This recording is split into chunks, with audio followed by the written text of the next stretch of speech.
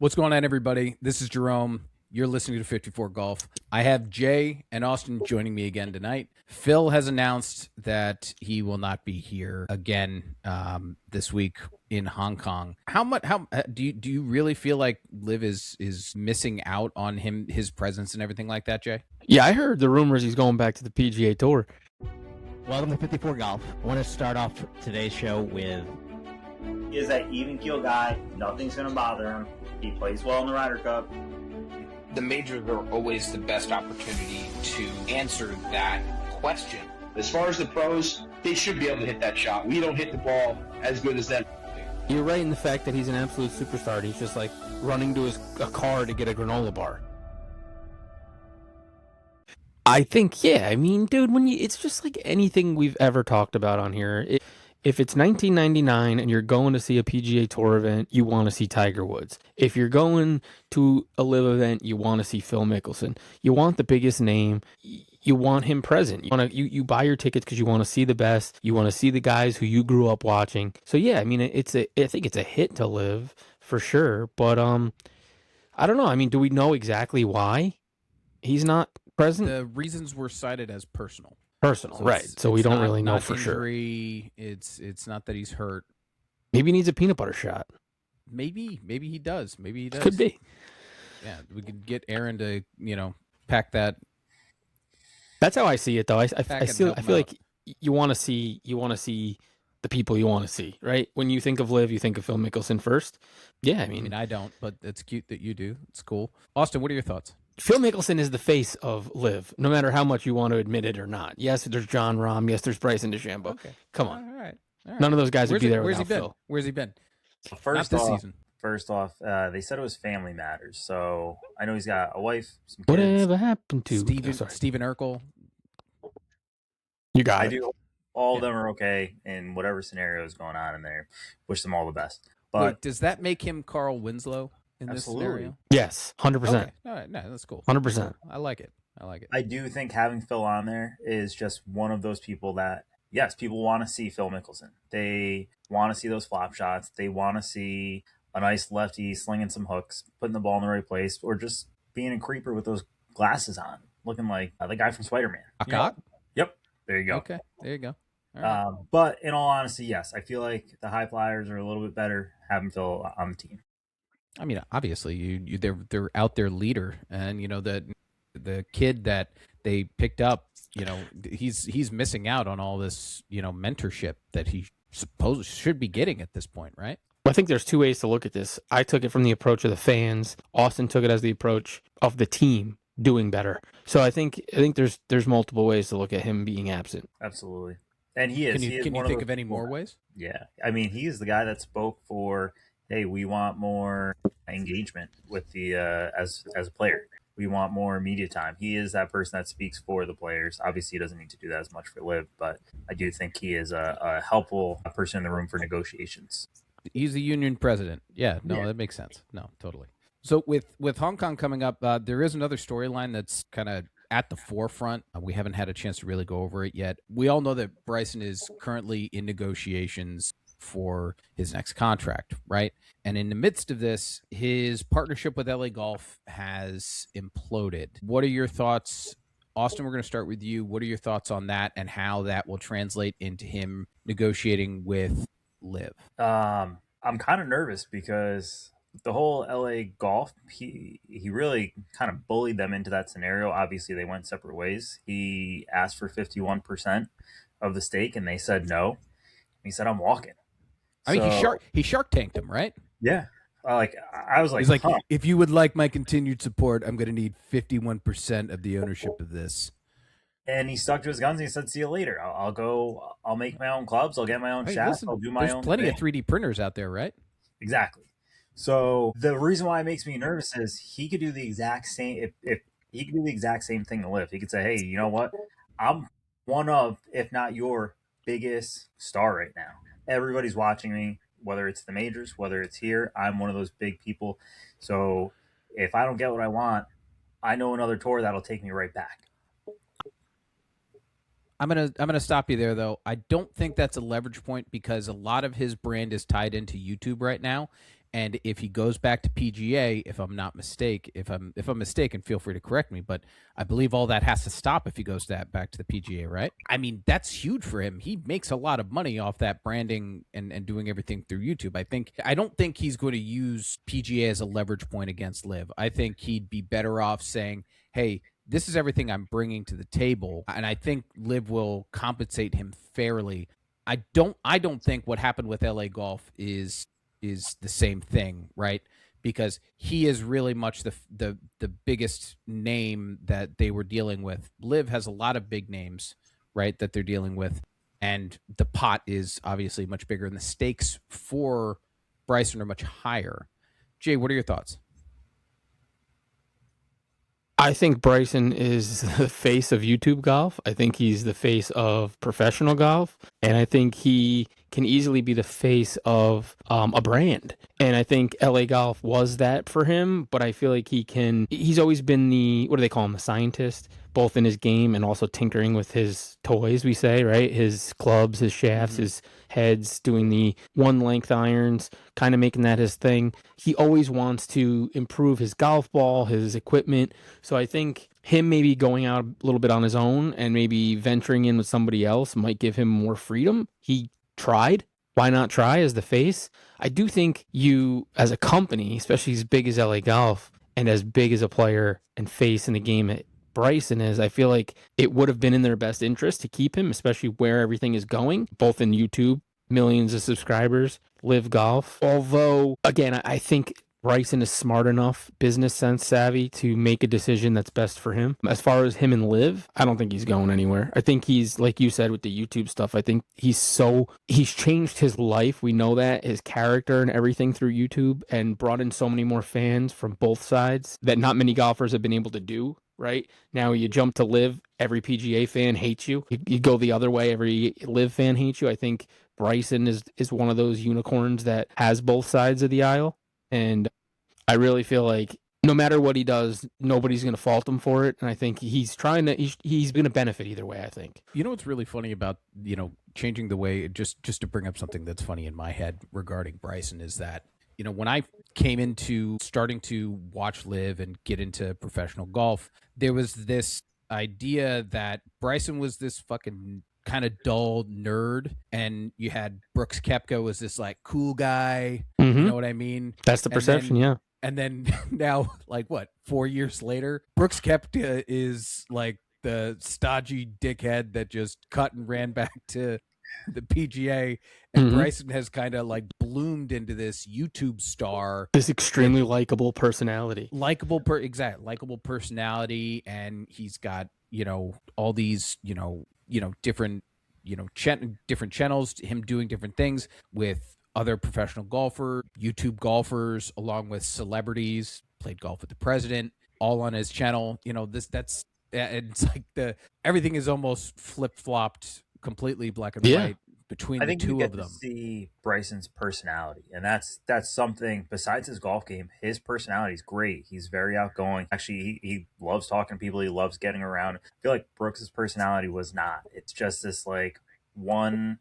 He was just like a rock. He's horrible. Yeah, like they asked him a question, he's like, yes, no, yeah, it was tough today. He plays into that personality that like he's this tough guy. Like Chris said, like. He plays into that personality, and it was intriguing 5 years ago when he was on a winning streak, winning majors. It was intriguing because he had that feud Swagger with Bryson, right? Swagger. And it was kind of like Bryson was the annoying little brother, and Brooks was the cool older brother. And like you said, it's a complete flip flop. I think Bryson is the most misunderstood human being on earth, or was. And now, like you said, being able to shine on YouTube and show his real personality, total 360, and that's the coolest thing to watch. Just looking real quick, there's a quote that Bryson said when he was asked a question about his future with LIV Golf. He said that YouTube and the majors could be enough for him as a professional golfer, which obviously kind of makes people that are fans of LIV slightly upset. What do you guys think about that? Austin, go first. I just feel like he is an amazing golfer. Definitely top 5 in the world. The problem with that is in competing with the majors, you need to have that constant competition. You can't just play on YouTube Golf and be able to I mean, he could win a major, but I just feel like you have to continuously be playing week after week after week to stay sharp. And it's different playing on tours or playing on LIV and playing on a DP World Tour because it gives you those reps constantly with pressure putts or tough shots where you have to be in there. Where playing YouTube golf is great by all means, and I love watching YouTube golf, but I just don't know if it would keep that level to be able to compete in the majors. I think YouTube golf, I think he could play way more golf on YouTube than he would going every 2 weeks, 3 weeks playing in a tournament. Yes, I think you need to have, as a fellow competitive person, me and you, I know you want to have that competitive, like, dog barking at your back while you're trying to, compete at a high level. You want that pressure to keep you in that mental zone. But I think he can do that on YouTube alone. I think he can do that with, he can do whatever he wants on YouTube. So he can set up those tournaments, to be able to do stuff like that. I'm not saying that's the ticket. I'm not saying not playing competitive golf is the answer, but I do think he can play more golf just doing YouTube than he could. I'm not saying he can't, but it's just having it's John the freedom Rahm or an AK on your back right behind you chasing a lead is so much different than just playing a slightly competitive exhibition round on YouTube. I mean, our haters are calling exhibition LIV rounds right now, but Jay, real quick. I mean, out of the three of us, you've played more competitive golf than any of us, right? Yeah. You've been in, legitimate events and stuff.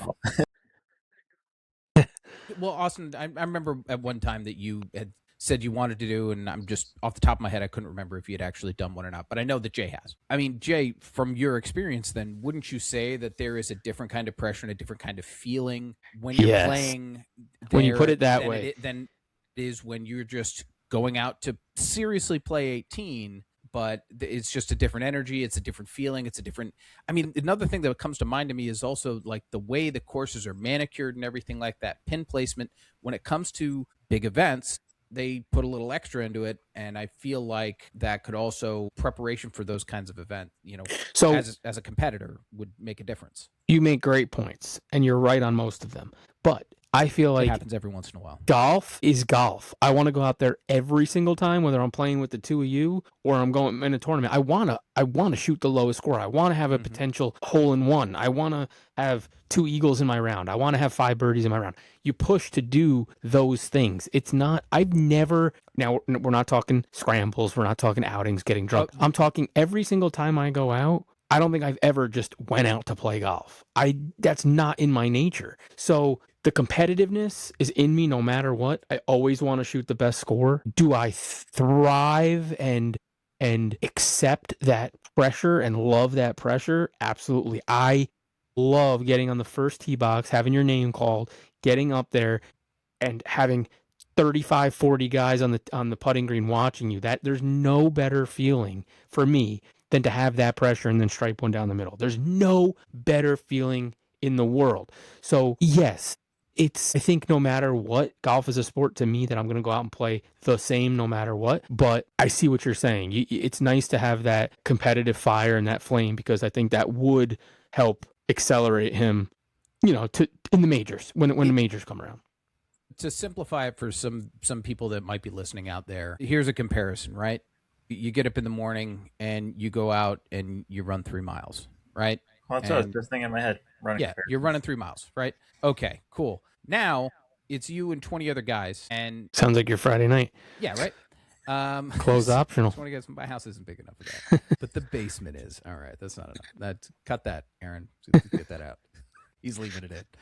But now you got 20 guys, and you all have to run 3 miles, regardless if there's a prize at the end or not. You want to run faster than all the other guys that are there, regardless, right? And then you add on to that having a prize at the end and everything like that. Yeah, it's different when you're running with people or you're being chased, right? So it amplifies everything. So, and I don't think him just playing YouTube golf and doing whatever he can do minimally to stay within playing in the majors is enough.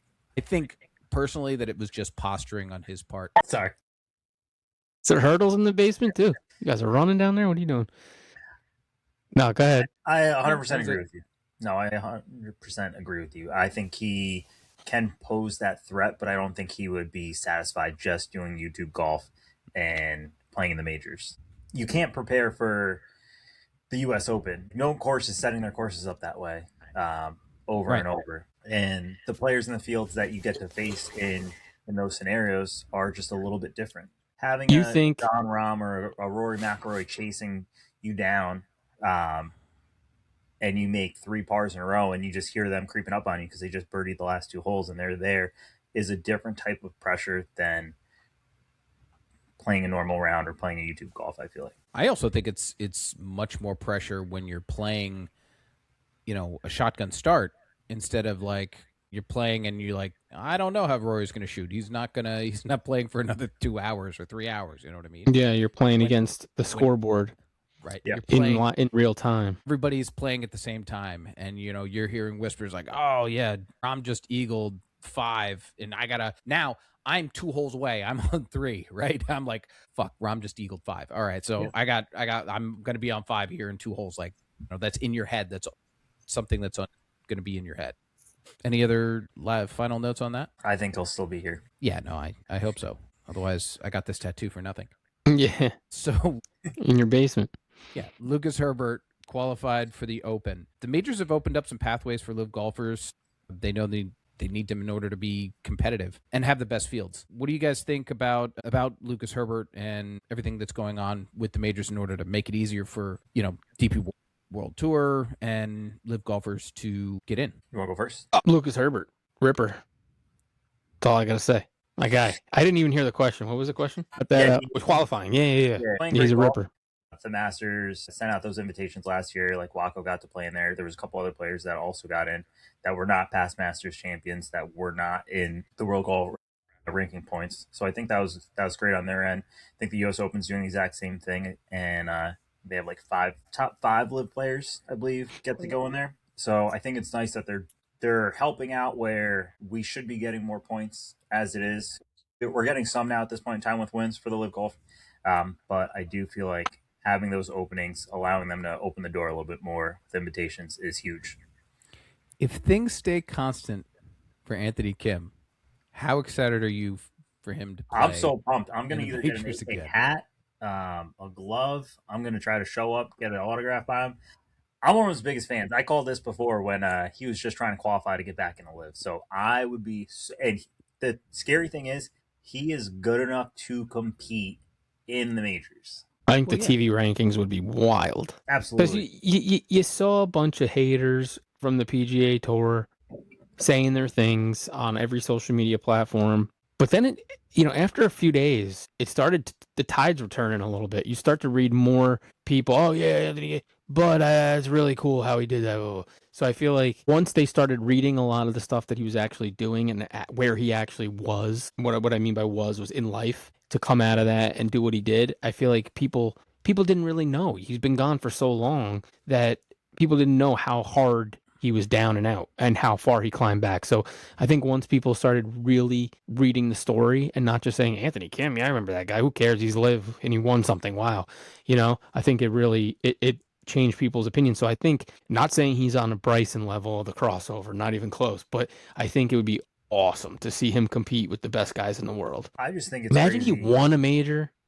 That would be nuts. Listen, going into, I think, the first event, Aaron asked if you think he'd win an event this year, and I said maybe not this year, possibly next year, but he's there now. He's already put that check off. Next one's got to be, all right, let me get another one, and then from there, correct. Invite.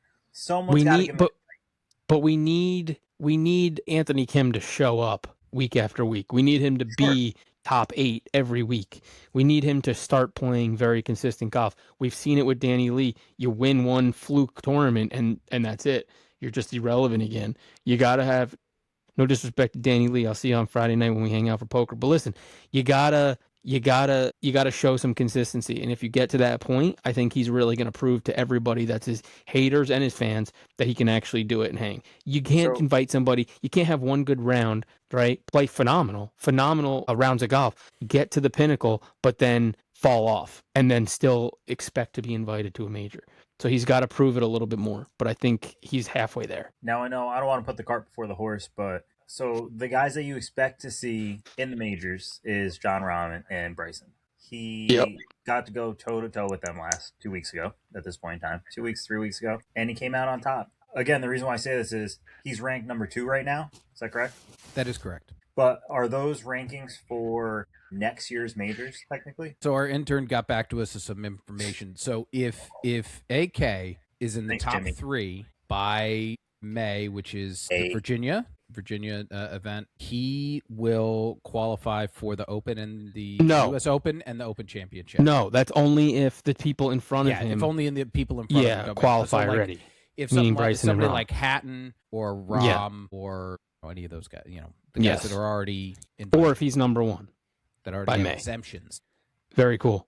Very cool. I think this is a big week for him, and I guess to all the haters that are going to be out there and be like, it was a one and done type of thing. So I hope he is sharp. I completely. That's cool. See, I didn't know. I didn't realize that. But that's something now to really, really root for. To root for him extra now, because that would be insane, and it's an actual possibility. Well, he's got that marked up on his wall. Oh, hell yeah. So just a reminder, gents. Though it's kind of a slog until May. We got Hong Kong this week, of course. Oh. Stop. God, I hope he leaves that in. Hong Kong this week, Singapore the week after that, and then South Africa the week after that. And then there's a little bit of break, almost a month. And then you got Mexico City in April. It's the only live event in April.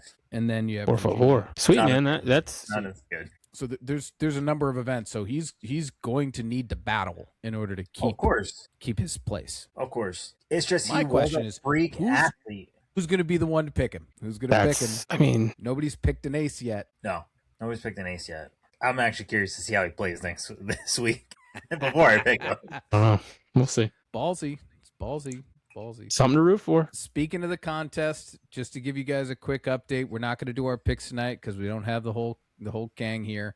But just to go over ranks and everything like that, I am in last place. 11 under. It's all right. It's the beginning. I have plenty of time. Aaron and Austin are both at -19. Oh, we're tied. Okay. Yeah. And then Cheech is 37 under in second place. First place, Mac, 39 under for now. I'm being humble, man. I'm not saying nothing. You guys all counted me out from week 1. We got a long way to go, but I'm just saying. I'm staying humble. I'm staying quiet. We all, except for Austin, we all get to pick Rahm. The rest of us get to pick Rahm at some point too, buddy. It's okay. Yep. It's okay. Yeah.